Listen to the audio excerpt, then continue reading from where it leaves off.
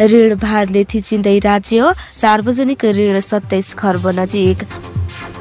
हरेक नेपालीको टाउकोमा 91,756 रुपैयाँ बराबर सार्वजनिक ऋण पुगेको छ।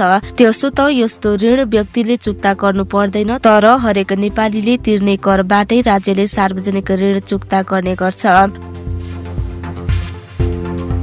मुलुकको सार्वजनिक ऋण बढेर 27 खर्ब रुपैयाँ नजिक पुगेको छ। सार्वजनिक ऋण व्यवस्थापन कार्यालयका अनुसार चालु आर्थिक वर्ष 2081-82 को 8 महिना साउनदेखि फागुनमा सार्वजनिक ऋण 26 खर्ब 76 अर्ब 3 करोड पुगेको छ। यसलाई नेपालको पछिल्लो जनगणना अनुसार 2,91,64,578 ले भाग लगाउँदा हरेक नेपालीको टाउकोमा 91,756 रुपैयाँ बराबर सार्वजनिक ऋण पुगेको छ।